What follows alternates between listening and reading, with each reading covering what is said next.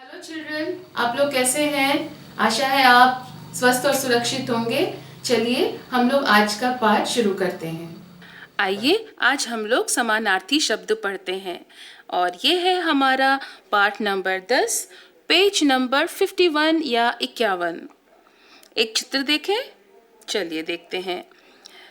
यहाँ पर दो लड़कियां हैं, राधा और निधि। तो राधा ने कहा मेरी मम्मी अच्छी हैं। देवेश ने कहा मेरी अम्मा प्यारी हैं। निधि ने कहा मेरी माता मुझे लोरी सुनाती हैं। अब आप देख रहे होंगे यहाँ पर एक ही इंसान के लिए मम्मी, अम्मा और माता, ये तीनों शब्द प्रयोग किए गए हैं। ये तीनों शब्द माँ के लिए ही आए हैं। अतः माँ, अम्मा, माता और मम्मी मिलते जुलते अर्थ वाले शब्द हैं। इन सब का अर्थ एक सा ही है। तो अगर हम जानना चाहें समानार्थी शब्द क्या होते हैं, समानार्थी मतलब समान अर्थ रखने वाले, और समान के अलावा लगभग एक सा अर्थ रखने वाले शब्दों को भी हम समानार्थी शब्द कहते हैं। तो चलिए परिभाषा जान लेते हैं। समान अर्थ का बोध कराने वाले शब्दों को पर्यायवाची या समानार्थी शब्द कहते हैं। यहाँ पर और एक शब्द आ गया, पर्यायवाची। पर्याय माने दूसरा, तो यहाँ पर दूसरा अर्थ बताने वाले शब्द को, उसी से मिलता जुलता और एक शब्द देने वाले अर्थ देने वाले शब्द को हम पर्यायवाची शब्द कहते हैं। नीचे समानार्थी या पर्यायवाची शब्दों के कुछ उदाहरण दिए गए हैं। चलिए हम लोग देखते हैं। यहाँ पर हर एक शब्द के 3-3 उदाहरण दिए गए हैं, है ना। कई सारे नए शब्द सीखने वाले हैं आप इसमें, और कुछ शब्द तो ऐसे होंगे जो कि आप रोज की बोलचाल में इस्तेमाल भी करते हैं, उनको भी आप यहाँ पर पाएंगे, है ना। चलिए देखें। अग्नि, आग, अनल, पावक। आँख, नेत्र, नयन, लोचन। आसमान, आकाश, गगन, नभ।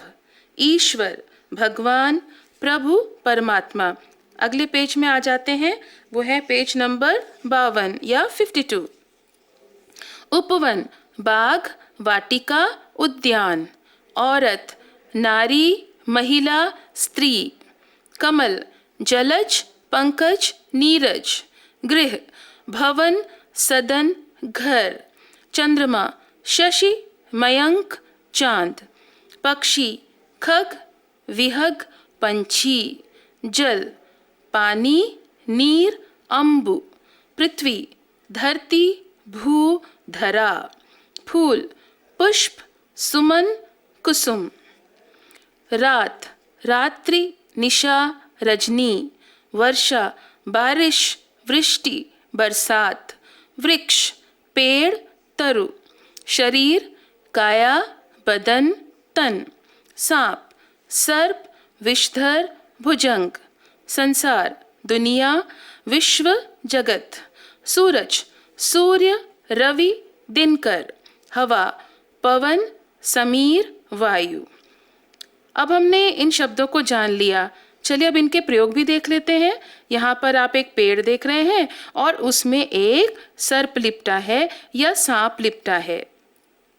तो अगर हम इसको बताना चाहें इस चित्र के बारे में, तो हम कैसे लिखेंगे? हम लिखेंगे चंदन के पेड़ पर सांप लिपटा है। इसी को हम इस तरह से भी लिख सकते हैं, चंदन के वृक्ष पर सर्प लिपटा है। तो हमने पेड़ के लिए दूसरा शब्द क्या लिया? वृक्ष। और सांप के लिए समानार्थी शब्द किसका प्रयोग किया? सर्प का। तो इस तरह से समानार्थी शब्द का प्रयोग हम कर सकते हैं। इसके बाद देखिए दूसरा चित्र।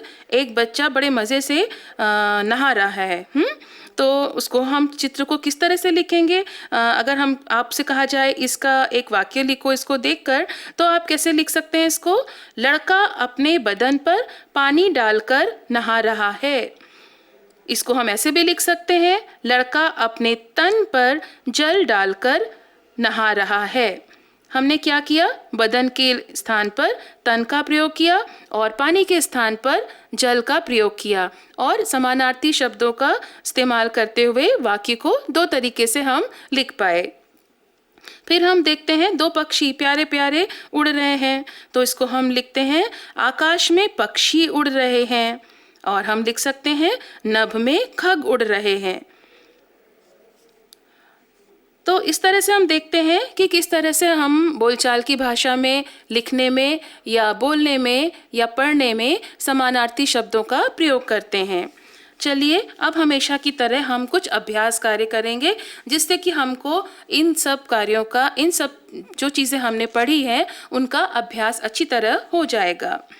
तो पहले है बोलने की बारी, मौखिक कौशल। क्या करना है? बोल बोल कर पढ़ना है और याद करना है। मिलते जुलते अर्थ, सिमिलर मीनिंग्स, समानार्थी शब्द, सिनोनिम्स। अब है लिखने की बारी। अभी तक आपने मौखिक मुंह से बोलने वाली चीज का अभ्यास किया, अभी आप लिखने का अभ्यास करेंगे। तो क्या दिया हुआ है? दिए गए शब्दों से समानार्थी शब्दों के जोड़े बनाओ। यहाँ पर कुछ शब्द दिए हैं, आपको उनके जोड़े बनाने हैं। शशि चांद, विश्व दुनिया, गृह घर, नीर जल, पक्षी खग, काया शरीर। इनसे ही आपने, इन शब्दों में से ही आपने शब्द चुनकर जोड़े बनाए और उनको लिखा। उसके बाद है दूसरा वाला, रेखांकित शब्दों के समानार्थी शब्द वाक्यों के सामने लिखो। क, वन में जंगली जानवर रहते हैं, तो वन की जगह आप क्या इस्तेमाल कर सकते हैं? जंगल। ख, वह सुशील महिला है, महिला के स्थान पर क्या प्रयोग करेंगे? नारी। ग, मेरी माँ सबसे प्यारी है, माँ के स्थान पर आप माता भी लिख सकते हैं, अम्मा भी लिख सकते हैं। घ, सूरज डूबने वाला है, सूर्य के स्थान पर आप क्या लिखेंगे? सूर्य, या फिर दिनकर, या फिर आप रवि भी लिख सकते हैं। अंग, हमारी धरती पर जीवन है, धरती के स्थान पर हम लिखेंगे पृथ्वी।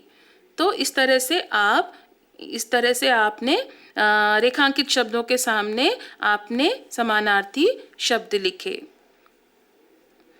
अब सोचने की बारी, देखें आप कितना समझें और आप कितना लिख पाते हैं। सही उत्तर चुनना है। पेड़ पर फल लदे हैं, इस वाक्य में पेड़ के समानार्थी शब्द हैं। पौधा वृक्ष, वृक्ष तरु, उपवन तरु। हर एक में एक एक वृक्ष का समानार्थी शब्द दिया है, लेकिन साथ ही आपको एक और शब्द दिया है जो कि पेड़ का समानार्थी शब्द नहीं है। लेकिन ख वाला अगर आप देखेंगे तो वृक्ष और तरु दोनों ही पेड़ के समानार्थी शब्द हैं, तो हमारा सही ऑप्शन हुआ ख। उसके आगे आप बॉक्स में सही का निशान लगाएंगे।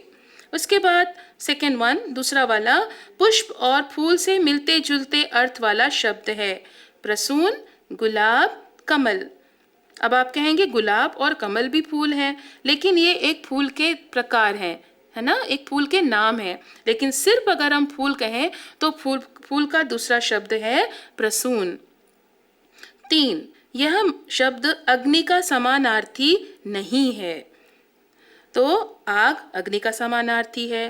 पावक, जी हाँ ये भी है। और ग में अनिल जो लिखा हुआ है वो अग्नि का समानार्थी नहीं है, लेकिन वो सुनने में कुछ कुछ अग्नि के समानार्थी जैसा लगता है। लेकिन अनिल किसका समानार्थी शब्द है? वायु का या हवा का, और अग्नि का समानार्थी शब्द है अनल, तो इसीलिए अनिल को हम सही निशान लगाएंगे। करने की बारी, रचनात्मक कौशल। संकेत के अनुसार नीचे दिए गए शब्दों के ऐसे समानार्थी शब्द लिखो जिनके अंत में न या र आता है। तो ये शब्द हैं आकाश, शरीर, फूल और आँख। तो आकाश के लिए आप लिख सकते हैं आसमान, शरीर के लिए आप लिख सकते हैं बदन, फूल के लिए आप लिख सकते हैं प्रसून, और आँख के लिए आप लिख सकते हैं नयन। इसके बाद दूसरा है राक्षस, हवा, समुद्र और सूरज। क्या याद रखना है कि हमारे शब्द के अंत में र आना चाहिए। तो राक्षस के लिए हम लिख सकते हैं असुर, हवा के लिए हम लिख सकते हैं बयार, और समुद्र के लिए हम लिख सकते हैं सागर, और सूरज के लिए हम लिख सकते हैं दिनकर। तो ये थे हमारे पर्यायवाची शब्द या समानार्थी शब्द। समानार्थी शब्द पाठ का काम आप लोग पहले ही कर चुके हैं, यानी कि इस पाठ का लिखित कार्य आप लोग पहले ही कर चुके हैं, इसलिए मैं आज आपको नई सारिका का छोटा सा काम करने के लिए दे रही हूँ और वो है कुछ वाक्य प्रयोग करने के लिए दे रही हूँ। उन शब्दों को मैं पढ़ दे रही हूँ, आपके स्क्रीन में भी दिखाई देंगे आपको। वो शब्द हैं इंतजार, परिवार, नेक, व्यवहार, अध्यापक, शिकायत। आप इन शब्दों को अपने वाक्यों में प्रयोग करके लिखिएगा।